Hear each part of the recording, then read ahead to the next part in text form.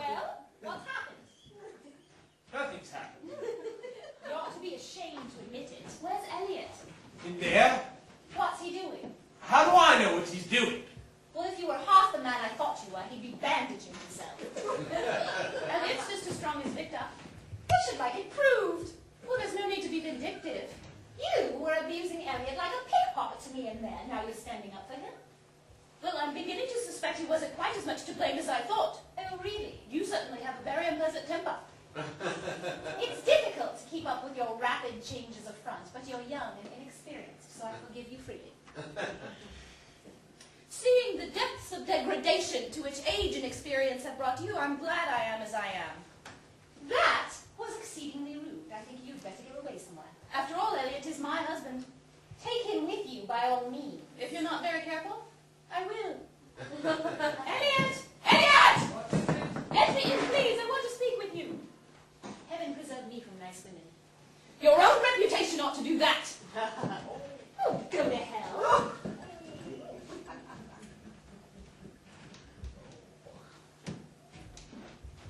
Victor. What? Nothing.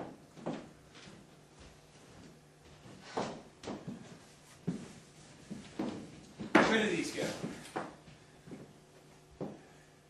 Over there.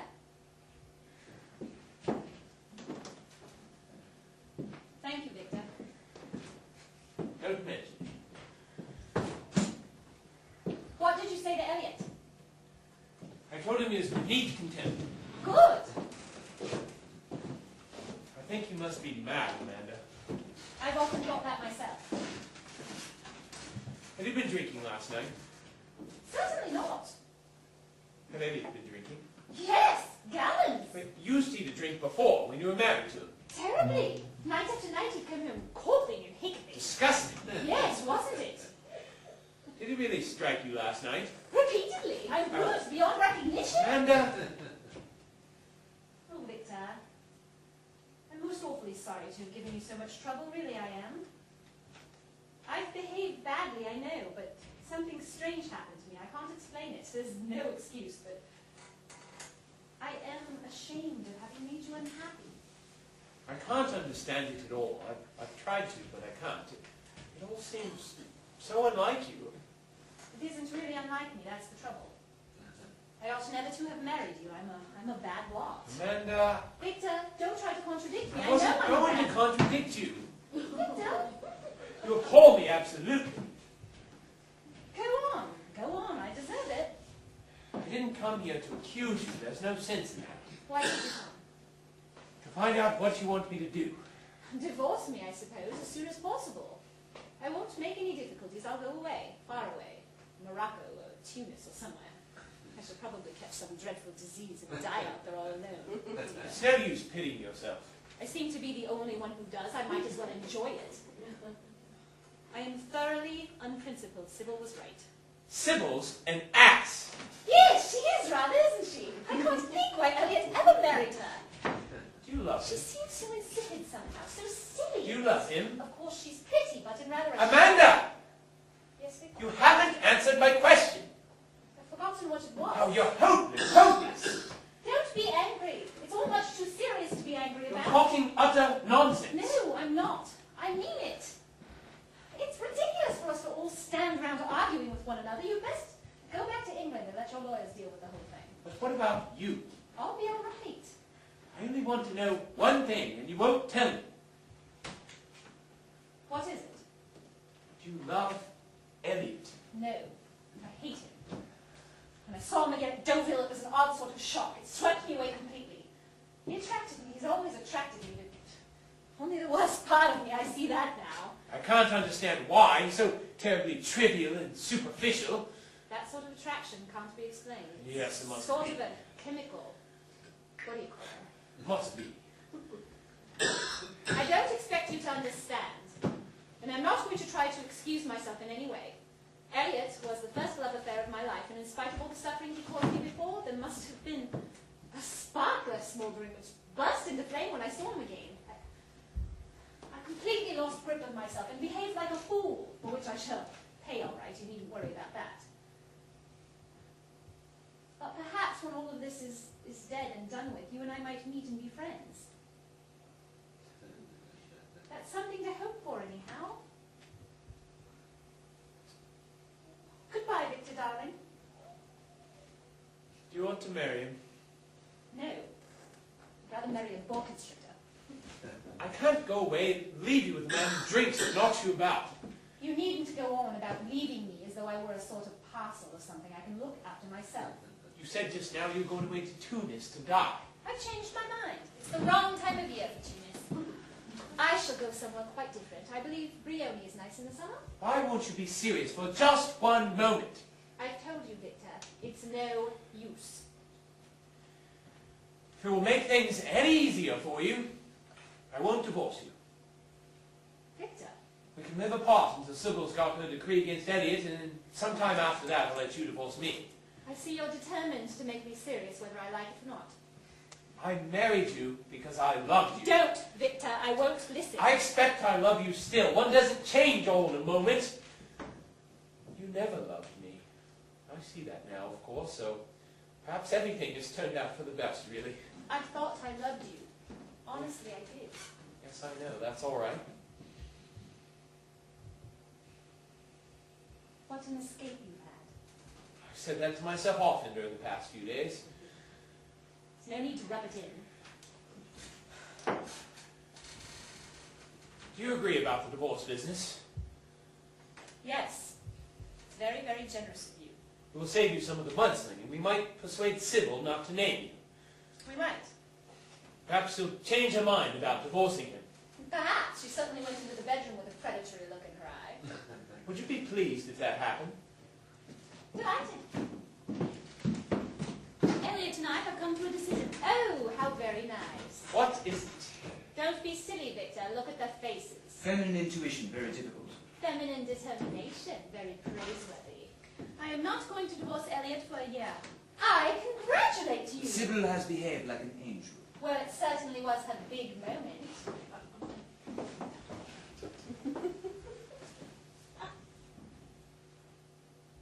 Il faut le mettre sur le petit table là-bas.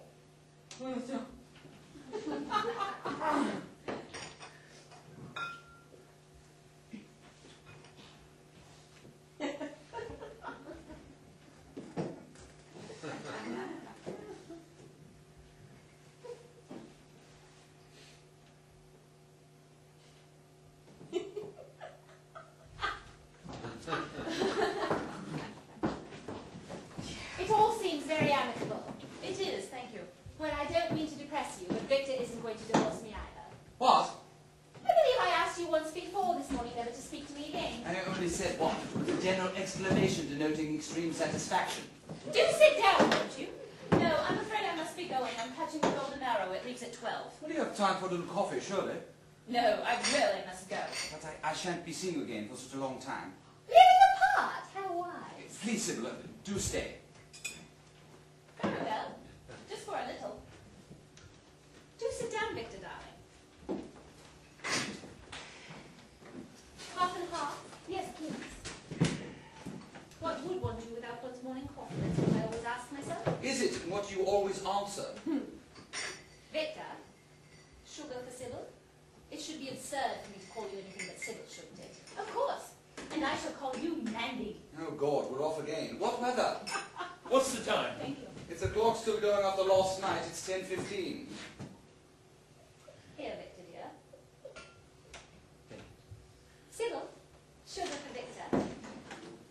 Should like some coffee, please. Thank you. Thank you. Brioche. What? Would you like a brioche? I will. No. And some butter and some jam.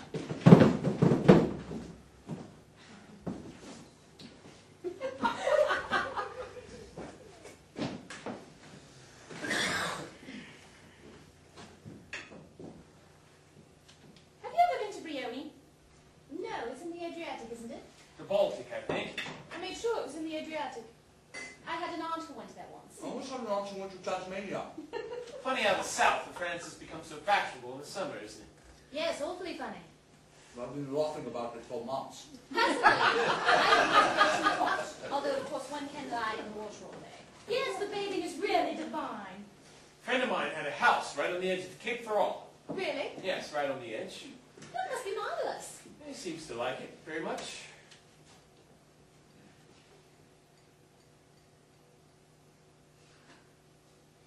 Do you know, I think I love traveling more than anything else in the world. It always gives me such a tremendous feeling of adventure.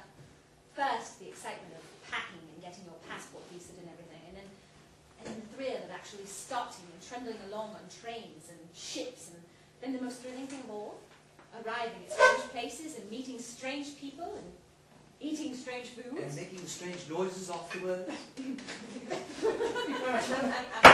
That was a damn fool thing to say. How did I know she was going to cheer?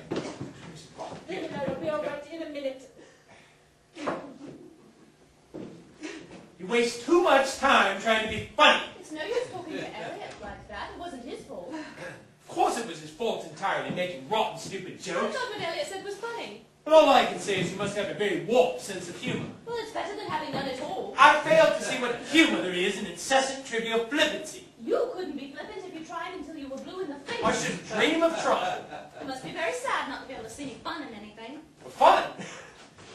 I should like you to tell me what fun there is I in... pity you. I really do. I've been pitying you ever since we left Woodinville. That's very nice of you, but quite And unnecessary. I pity you more than ever now. Why now, particularly? Well, if you can't see why, I'm certainly not going to tell you. I see no reason for you to try to pick a quarrel with me. I've tried my best to be pleasant to you and to comfort you. You weren't very comforting when I lost my trunk. I have little patience with people who go about losing luggage. I don't go about losing luggage. I've never lost anything in my I life. find that hard to believe. Anyhow, if you had tipped the force enough, everything would have been all right. Small economies never pay. Oh, for It's God's never- sakes, be quiet! How dare you talk to me like that? Because you've been irritating me for days. Oh! You're one of the most completely idiotic women I've ever met. Well, you're certainly the rudest man I've ever Well, then met. we're quits on. One thing, you'll get your desserts all right. What do you mean by that? Oh, you know perfectly well what I mean, and it'll serve you right for being weak-minded enough to allow that woman to get round you so easily. What about you letting that unprincipled Rouet persuade you to take him back He's again? nothing of the sort. He's just being victimized as you were victimized. Victimized? What damn This nonsense! isn't damn nonsense. You're very fond of swearing and blustering and threatening, but when it comes to the point, you're weak as water. Why, a blind cat can see what you've let yourself in for. Stop making those insinuations. I'm not insinuating anything. When I think of all the things you said about her, it makes me laugh. It does really. To see how completely she's got you You can again. obviously speak with great authority, having had the intelligence to marry a drunkard.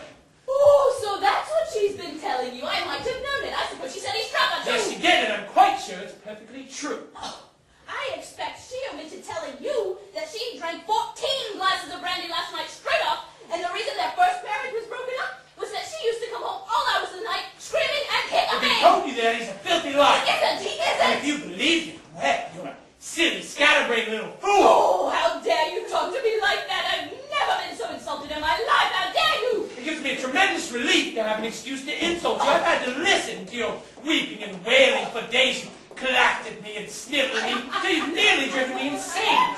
I controlled my nerves and continued to try to look after you because I was sorry for you. Your pity. I always thought you were stupid from the first, but I must say, I never realized you were a malicious little vixen as well. Stop it!